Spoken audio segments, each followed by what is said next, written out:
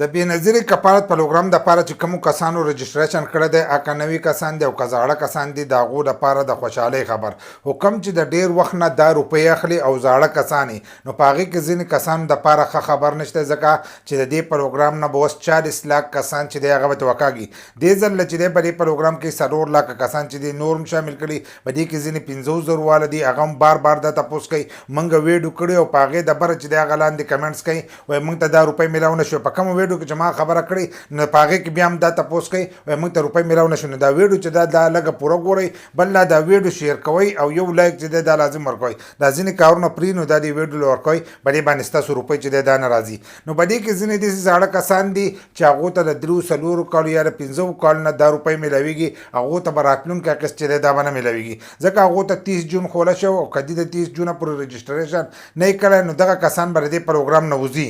به وځي بل لا که کومو کسانو د دې دپاره رجسټریشن هم هم کړی او د هغو سکور د 32 نه به پورته ور وخیږي نو بیا به هم هغو ته دغه روپۍ چې دی دا به نه میلاویږي نو 40 لاک کسان چې دی هغه د دې پروګرام نه وځي او د نوي کسانو دپاره خوشحالۍ خبر ده چې دغه 40 لاک چې دی دا به نوي کسان دی ته رادننه کېږي نوي کسان به رادننه کېږي هغه کسان به چې کومو کسانو ته 15,000 روپۍ میلاو شوي دي هغه به الریډي دې ته رادننه کېږي او دې ځل چې کوم 4 لاک رادننه شوي دي نو په هغې کې هم 15,000 والا زیاتر کسان چې دا رادننه شوي په تېر شوي قسط کې چې دی په هغې کې هم ځینې کسانو چې دی ورکړی شوي وي 13,500 روپۍ خو هغو بار بار دا تپوس کوي چې موږ ته خو میلاو نه شو 15,000 روپۍ موږ اخیستې نو په راتلونکي قسط کې به انشاءالله دغه تاسو ته میلاویږي خو که تاسو غلطي نه یې کړي ځکه ځینې داسې کسان دي چې هغو ته دا روپۍ میلاویږي هغو پاسپورټونه جوړ کړي بهر ملک ته لاړ شي یا چې دی موبایل ته ډېر زیات لوډ وکړي یا ارجنټ ځانه پاسپورټ یا شناختي کارت جوړ کړي دغه شانتې یا په نوم باندې ځمکه شي یا په نوم باندې گاډه شي څه قسمه قسم څیزونه یې په نوم باندې شي نو د دې د وجې نه بیا ستاسو دغه روپۍ بندېږي